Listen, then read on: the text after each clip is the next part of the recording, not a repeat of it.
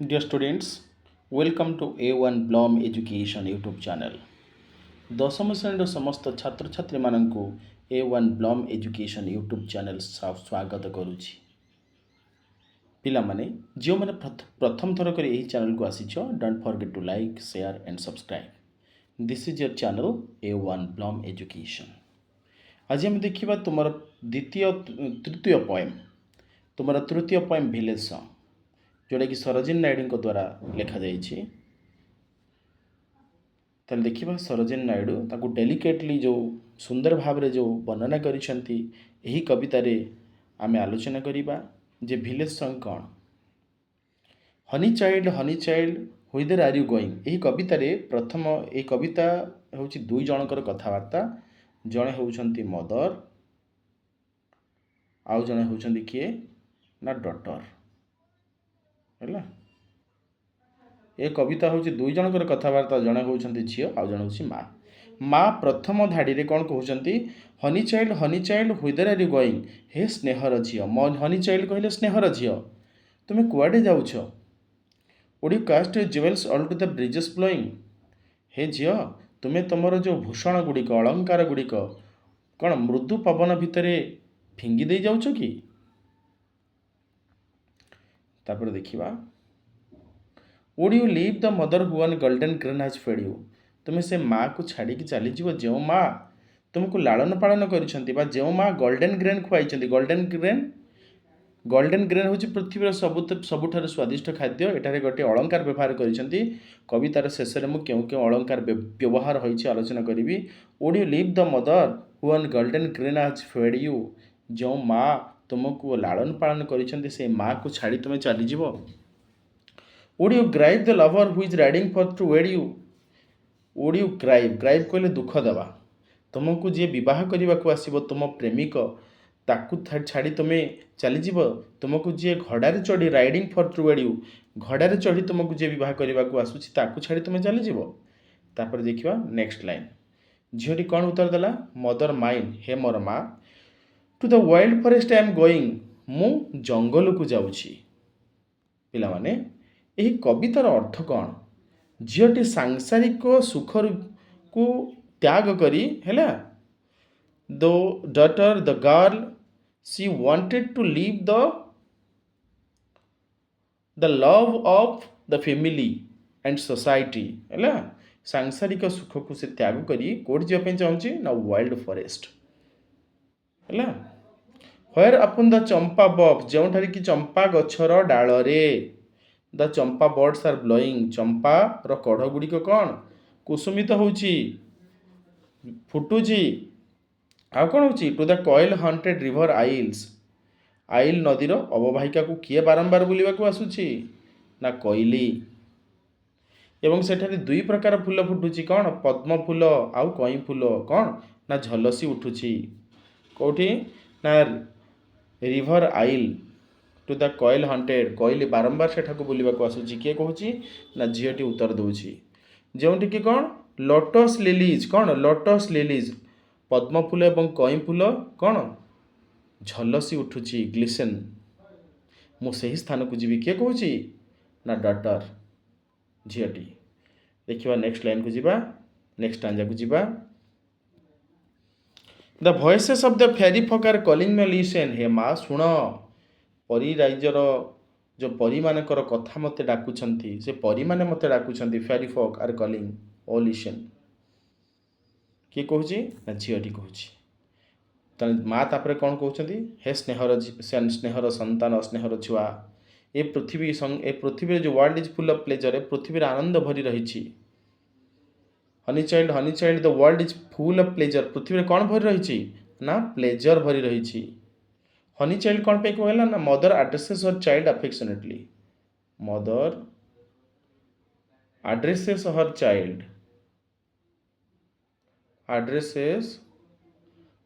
Child ହେଲା, ଆଫେକ୍ସନେଟଲି, ସେଥିପାଇଁ ଏଠି ହନି ଚାଇଲ୍ଡ କୁହାଯାଉଛି।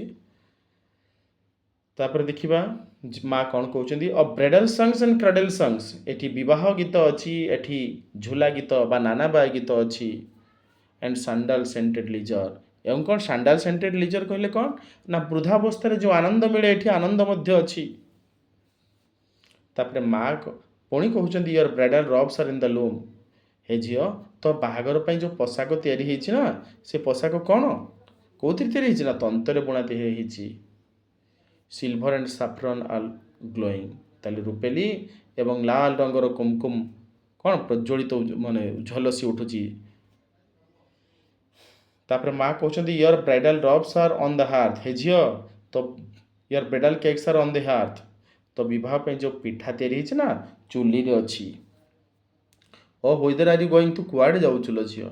ଓ ହ୍ୱିଦର ଆର୍ ୟୁ ଗୋଇଂ, ହ୍ୱିଦର କହିଲେ କ'ଣ ହୟାର, ହ୍ୱିଦର ମିନ୍ସ ହୟାର।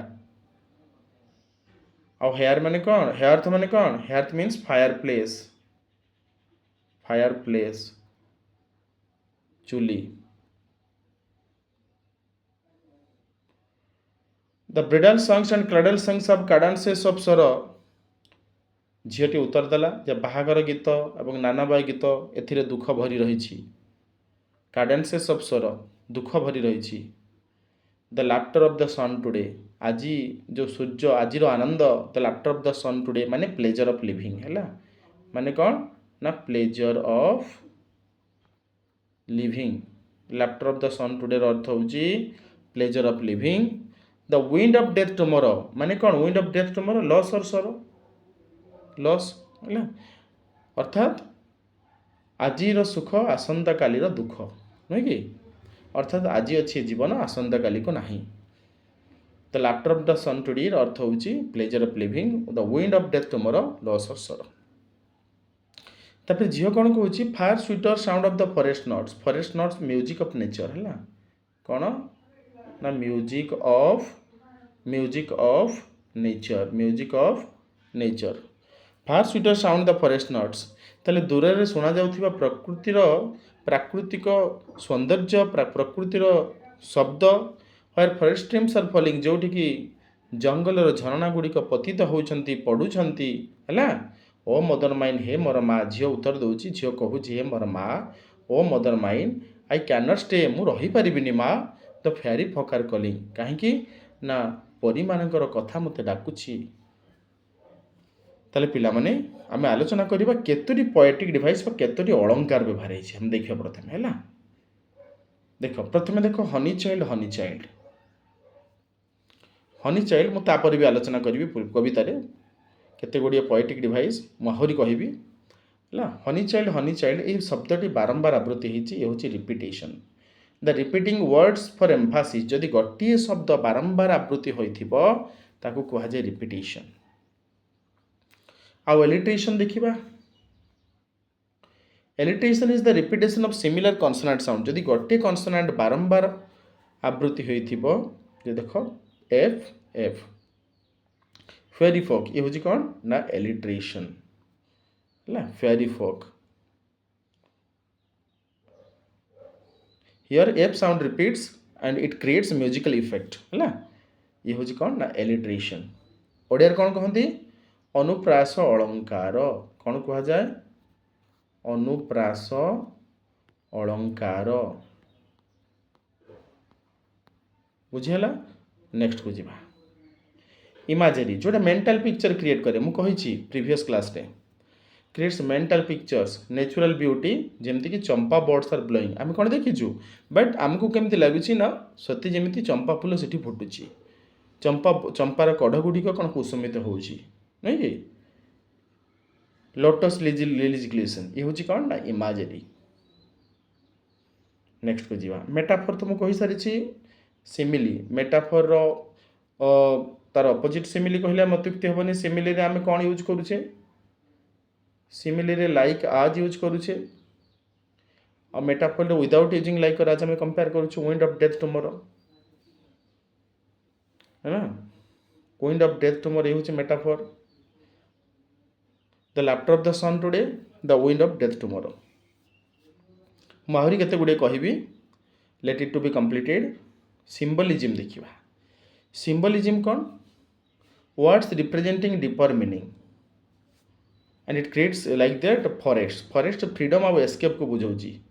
झीटी कौन सांसारिक सुख को त्याग करी जो वर्ल्ड प्लेजर जोटा सांसारिक सुख को त्याग करी ज्वेल्स को त्याग करी अलंकार गहना को त्याग करी संपद को त्याग करी से जाऊँगी कौटी ना फ्रीडम एंड एस्केप खसी चली जावाई चाहूँगी है प्राकृतिक सौंदर्य प्राकृतिक सौंदर्य रूपरेखा आकृष्ट हो से सांसारिक सुख को त्याग करने चाहूँगी है फेरी फोक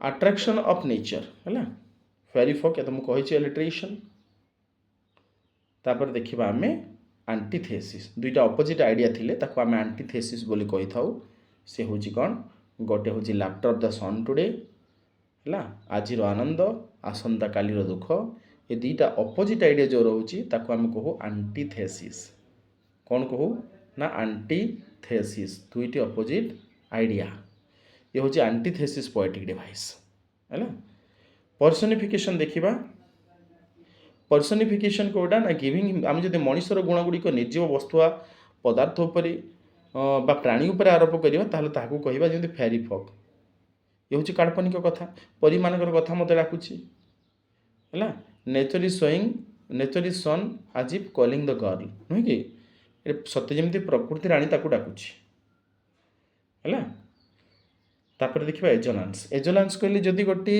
भावेल बारंबार आवृत्ति होइछि है जमती ये देखा देख आई पुणी ये आई रिपीट हो कंटिन्यूअसली है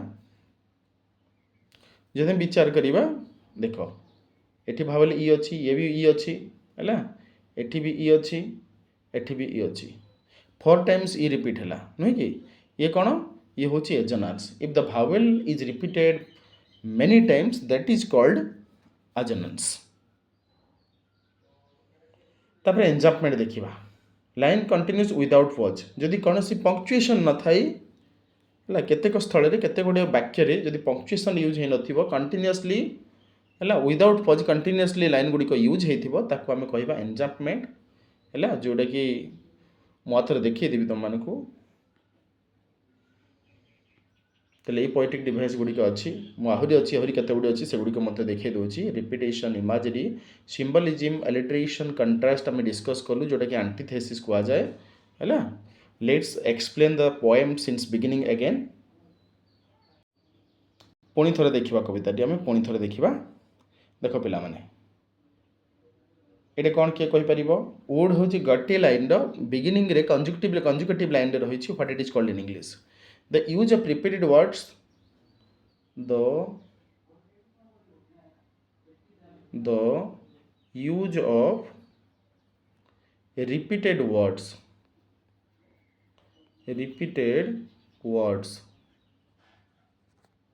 at the beginning एटा कौन कहवा the use of repeated words at the beginning of 2 or more consecutive lines ये कौन यहाँ को कहा जाए आनाफरा है कौन सी जिनस मु बाकी रखी जो मैंने प्रथम थर कर चैनल को आसीच don't forget to like share and subscribe this is your channel A1 ब्लम एजुकेशन है ये हूँ आनाफरा द यूज ऑफ जदि गोटे शब्द कवितार आरंभ है अनेक थर रिपीट होता आम आनाफरा बोली कही था तापर देखा आउ कौन व्यवहार होती एठारे एठारे आहरी आनाफरा तुम आखिर देखा जाउछि पिला माने निश्चित भाव देखा जाउथिबो ये होछि आनाफरा नुहे कि इयर इयर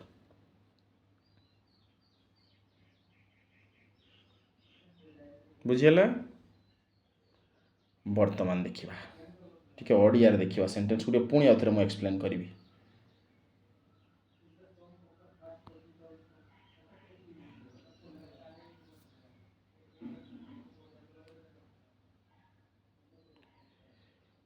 फास्ट आंसर कौन अच्छी हे प्रिय झील तुम्हें कुआड़े जाऊछ honey child whither are you going whither अर्थ व्हेयर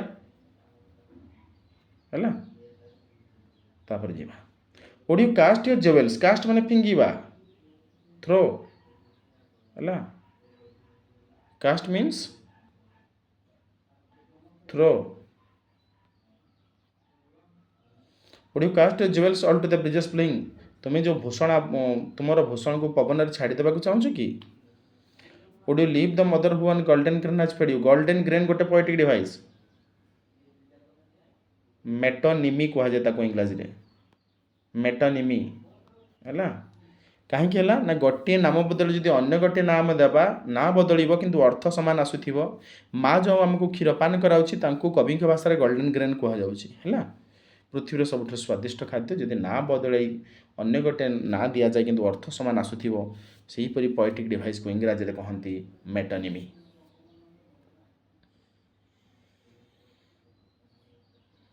वुड यू ग्राई द लवर हुई riding first toward you तुम्हें तुम से ये ओडिया कौन कर तुमको बहुत करने को चाहूँ जे कौन आसूँ से ना राइडिंग राइडिंग अर्थ क्या बुझे ना हर्स आसूँ घोड़े चढ़ी बाहर से आसूँ कौन तुम्हें दुख दे फर्थ कहले आग को है फर्थ कहले आग को जी तुमको घोड़े चढ़ी बाहर आसूँ बहुत करने को आसूँ ताकू कौन तुम्हें दुख देदेव तापर सेकेंड स्टांजर कौन है झील कहूँ मो माँ मु जंगल को जाऊँगी to the wild forest I am going है देखा where upon the champa bough the champa birds are glowing सेठे चंपा गछरे फूल खेलुची अच्छा फूल खेलुची बा फुटुची ब्लोइंग ब्लोइंग गोटे ह्यूमन क्वालिटी है ह्यूमन क्वालिटी तेणु हम personification this is called personification व्यक्तित्व आरोप अलंकार to the koel haunted river isle isle river नदी आइल नदी को क्यों पक्षी बारंबार आसूला ना कोयले ताले हंटेड अर्थ बारंबार फ्रिक्वेंटली विजिटेड है फ्रिक्वेंटली विजिटेड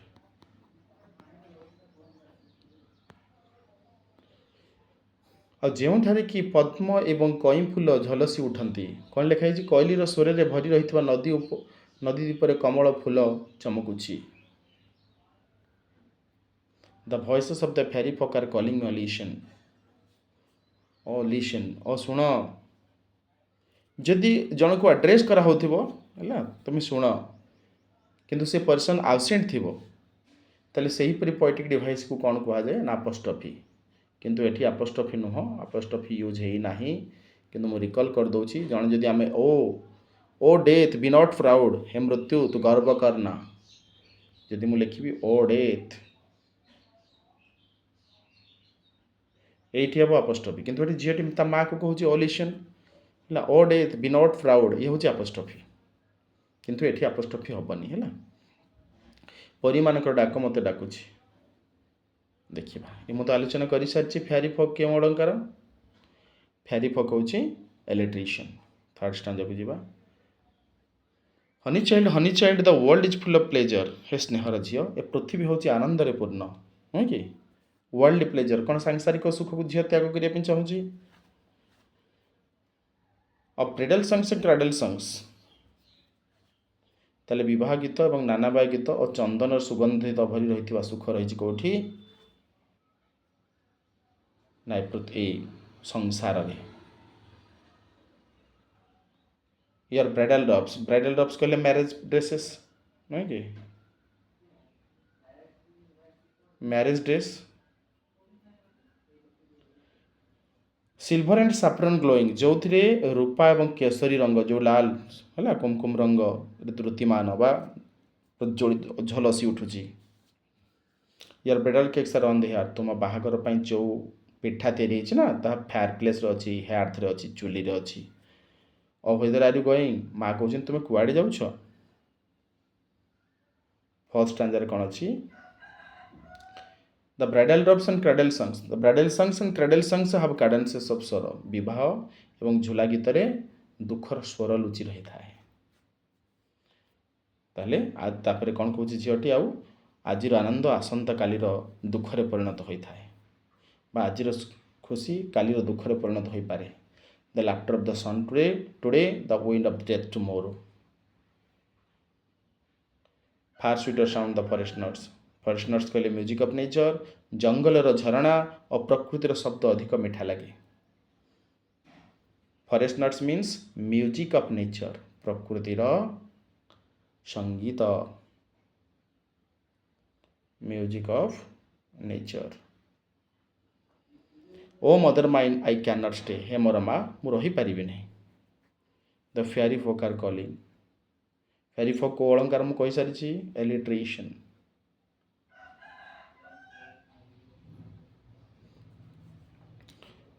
ହେଲା, ହେ ମା ମୁଁ ରହିପାରିବିନି, ପରୀମାନଙ୍କର କଥା ମୋତେ ଡାକୁଛି।